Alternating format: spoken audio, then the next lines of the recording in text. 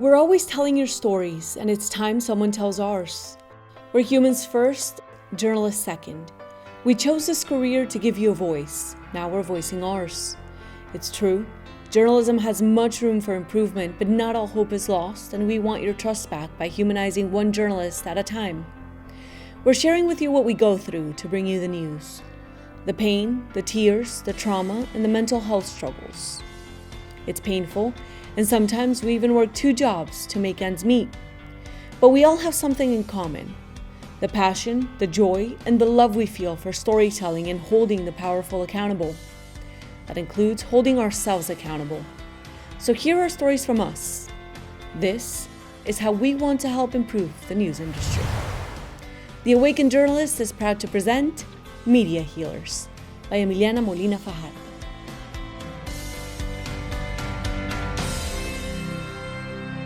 Hi everyone, thanks again for tuning in to The Awakened Journalist and our special project called Media Healers. Today we're going to be speaking to Chloe Kiple. She's actually right now the owner of Chloe Marie Media LLC, but before that she was a journalist for 2.5 years in market size 121. Chloe graduated from Michigan State University and she's won several awards, one of them being Reporter of the Year by the Michigan Association of Broadcasters in 2019. So without further ado, Chloe, welcome and thank you for agreeing to speak with us today. Thank you, I'm excited. Awesome. Chloe, so tell me a little bit about how you decided to become a journalist. So I was at my mom's house a couple days ago and we actually discovered this newspaper clipping that I was featured in. I was in 6th grade, and in this little newspaper interview, I said I wanted to be a TV reporter. So I guess I've been, dreaming of this since I was 12 years old. And it just became more and more realistic. Like, I took a broadcasting class in high school. I did media in college, and it was like, okay, like I can really turn this into a career. It's not so far-fetched. And then here I am. That's amazing. Okay, so back then the reasons to become a journalist were probably a little bit different than when you got to college, or do you feel like the reason was always the same? And what was that reason or that drive that made you want to become a journalist? Yeah, well, it started with my natural knack for talking to people, and my parents kind of suggested maybe you should be a reporter. Like you're good at speaking with people and listening. And I actually won this contest where I got to be in all of these commercials.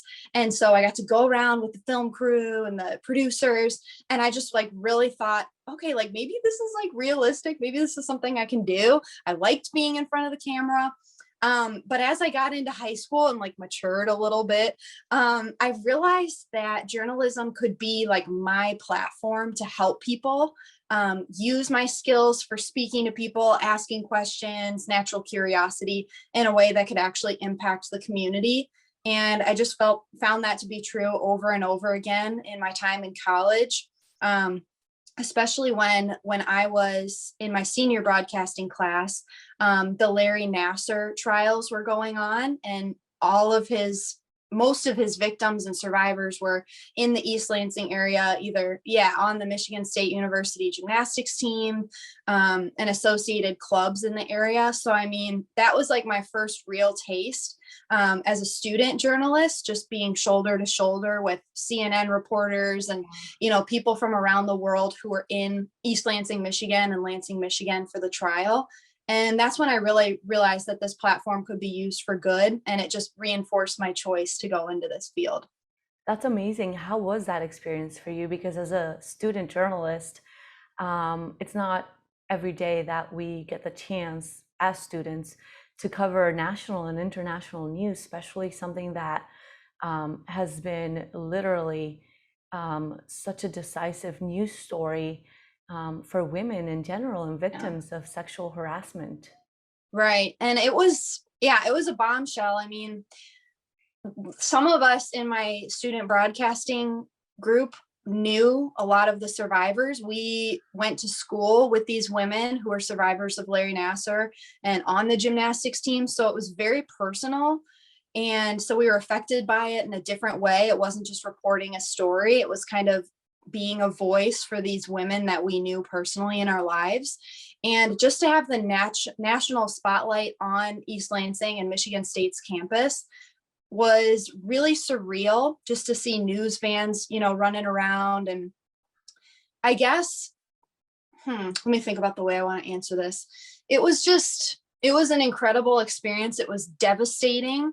It was heartbreaking. It hit so close to home. And before this reached the national spotlight, I was already aware of a lot of sexual assault issues and problems on Michigan State's campus. And so it was empowering in a way that we did have everybody looking at us, because I thought maybe this will help the entire campus and university community so that women are not feeling endangered in the future, especially in the sports arenas and just, walking around in general. So it was surreal and it was really personal. And I think our whole broadcast took it really seriously. And we were just all hands on deck because we were advocating for people that we knew. That's amazing. I mean, just hearing you speak about that experience gives me the chills. And I'm wondering, since because sometimes when we're covering hard stories like this one, even if we don't know the survivors, or if we don't know exactly everyone that's involved in the story, it still can take a toll on your mental health. Like, it's happened to me before when I get home and I kind of like sit back and process everything that I witnessed, whether it was an explosion where people, died, or a hurricane, or whatever the news story. And it's just like you sit back and you think about it, and the adrenaline rush drops. And I just have been in times or moments where I've just sat there and cried. Like, I'm wondering how, because this wasn't only a hard news story, you knew people that were involved, how this impacted your mental health during that time and how you processed it, if at all. Right. And I think you're totally correct in saying that the adrenaline rush wears off when you shut the door and you take off your reporter clothes, because in the moment you're just like, this is my job. I have to do this. I have to tell people what's going on. But then in the quiet moments, it's very disturbing. And I think that's when it's kind of impacted me, is when I'm just sitting back and thinking about it. And especially in the context of the Nassar trials, if you remember, the judge let every single survivor speak at length for as long as they wanted. And so for me, even when I wasn't working on this project, I was listening to the Facebook live streams of these survivors, one after another, talking, which I feel like I had to listen, like it was my duty to listen. But in a way, you're like living through their experiences, which I have not experienced. And it's traumatic. I mean, it's really difficult. It's really difficult. And I wish that I like sought mental health help earlier. But yeah, you learn these things. For sure. And I think that part of that news story, that was so important, that the judge allowed that space for victims to speak about their experience with no time limit, because in a way it was kind of, I guess, validating what they went through. And that's so empowering for women nowadays. Right. Chloe, so I mean, aside from that experience, which I'm sure must have been extremely hard for you to cover, and thank you for doing that part of the job as well, what do you think has been one of the most rewarding parts of being a journalist? And I'm sure this story of survivors is probably one. Right, absolutely. And in my postgraduate professional career, there have been so many, and I think there's rewarding moments in every single story, just getting to meet local people in your community and just shining a light so that people can have a platform, whether it's for a fundraiser or a cause or something going on. So one of the most rewarding experiences, we had a local woman from a very small town in our area send an email into the newsroom about how she discovered this long lost grave site. And it was really just a one sentence thing. But when you have an inbox full of 800 emails, it's like that kind of thing can get deleted or brushed over. But I was curious about it. So I emailed her back. I'm like, can you tell me more about this? Like, what's going on here? But anyways, we followed up with this advocate, this woman, and she single-handedly was cleaning up this long lost grave site in the middle of a national park that held the bodies of dozens of Civil War veterans from our area. in this area that had just been overgrown. There had been a storm, so there were trees everywhere. And essentially the national park kind of absorbed this graveyard, and then it kind of just, everybody forgot about it, but not this woman. And so the rewarding part of our coverage was drawing attention to it, which also in turn attracted resources to help her. So there were landscapers that donated their time to clean up this site.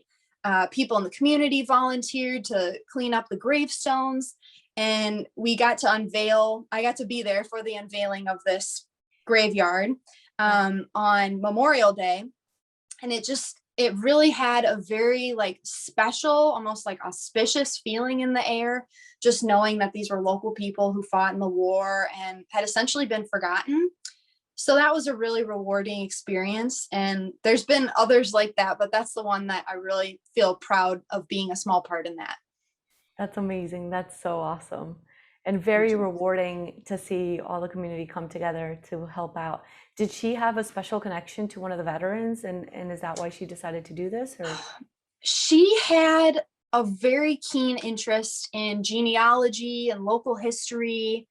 And I think that she maybe had heard this. I don't want to retell the story incorrectly, but she had heard about it, and there were documents proving that the graveyard was there. So she kind of went through the, like, I don't know, what do you call that? Like the detective work to kind of find exactly where it was.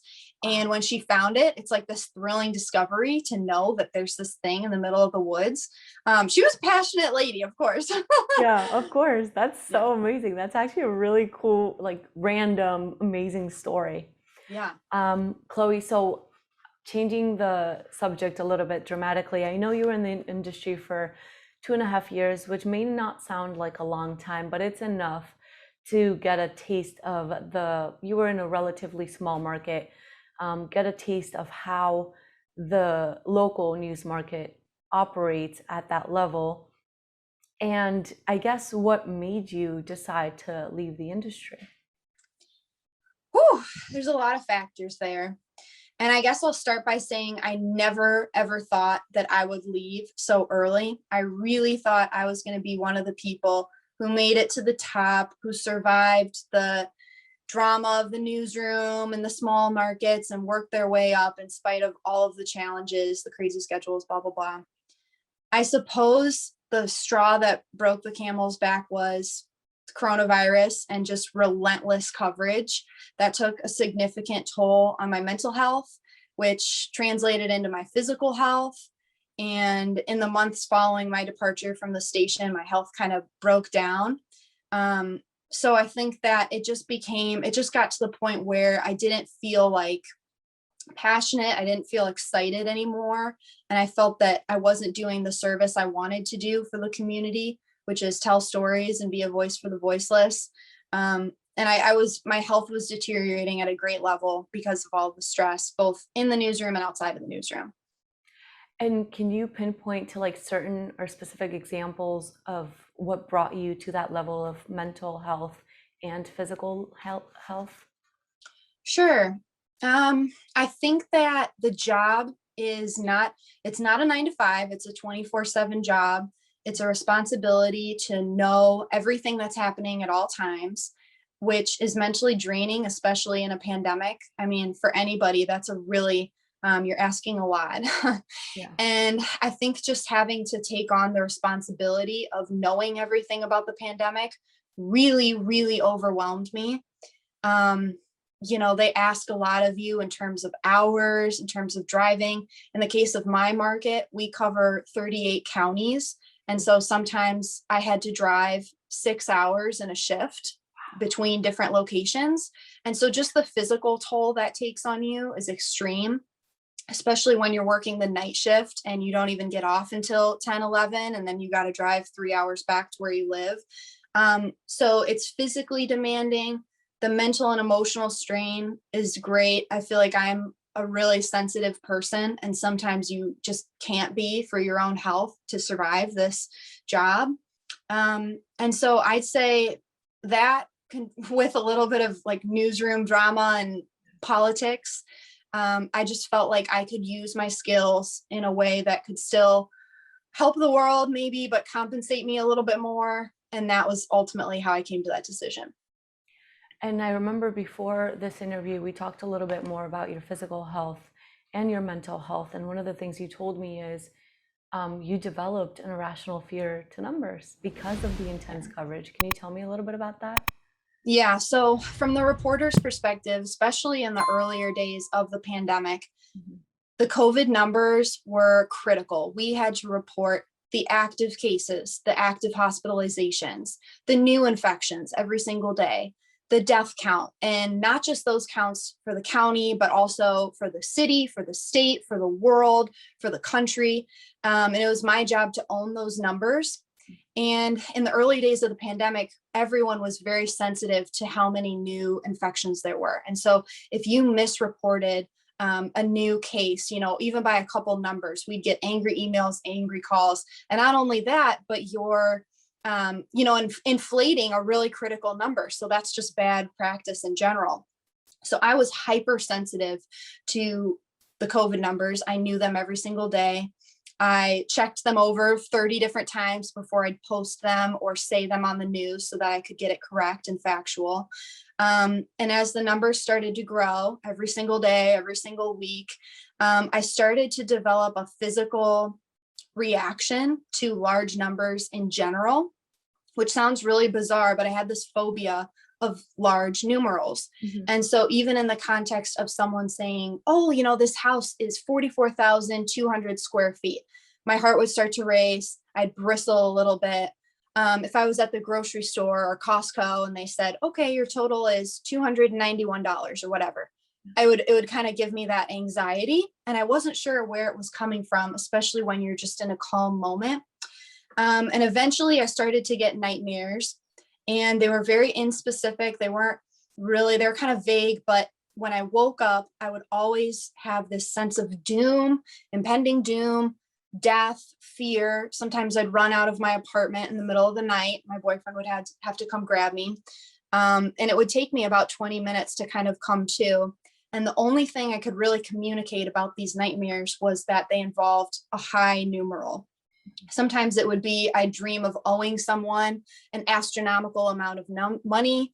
Sometimes I would dream that, 3,000 acres of the forest burned down, but it was always around this number. And so through therapy, I kind of realized that by reporting the COVID numbers every single day and knowing them and having them bouncing around in my brain, I developed this very strange phobia of large numbers.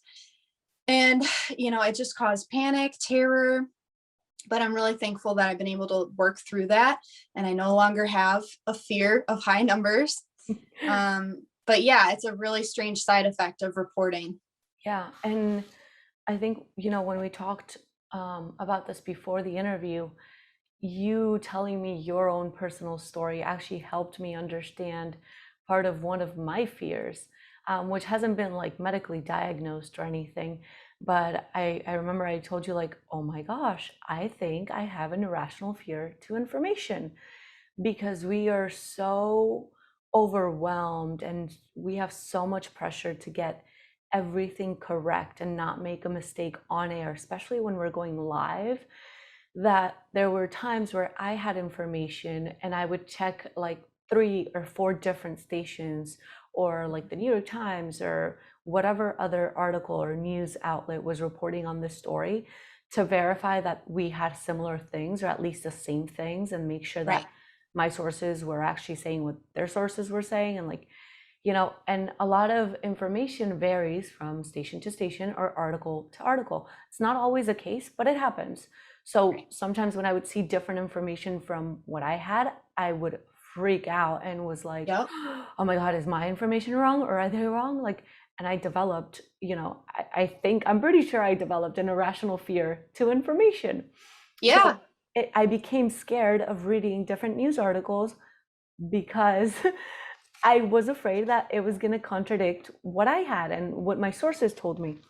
Yeah. And that's totally valid. I mean, especially in the pandemic, we'd get one number from the state, but the county health department would have something different.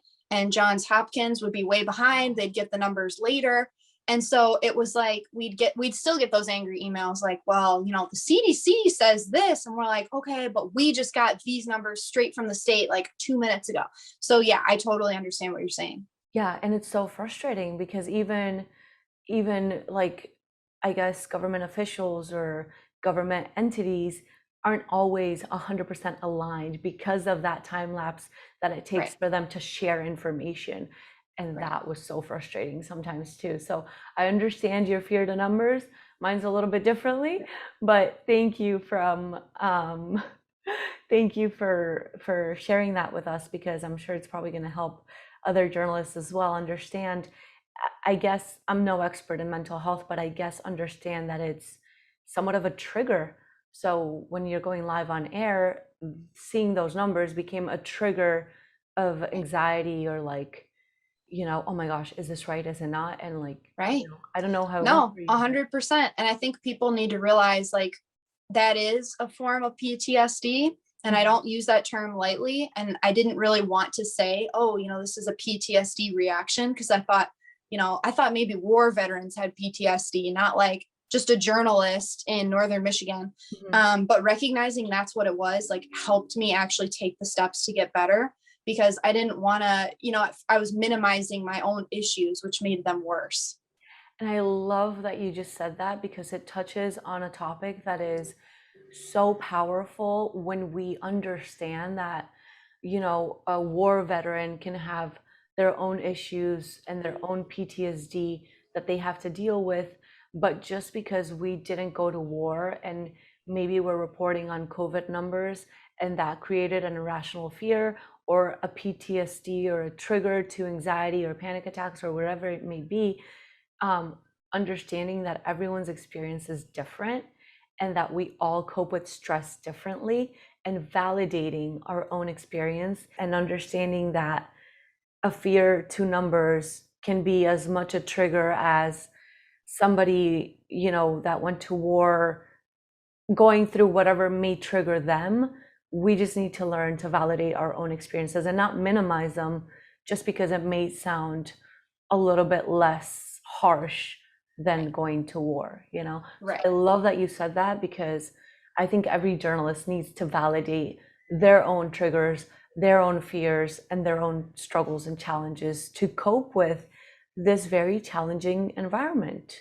Yeah, I agree. And I think that a lot of the problem too is just there's this really toxic rhetoric within the news industry, and the veterans of news kind of talk about, oh, it's like a I walked uphill both ways kind of story.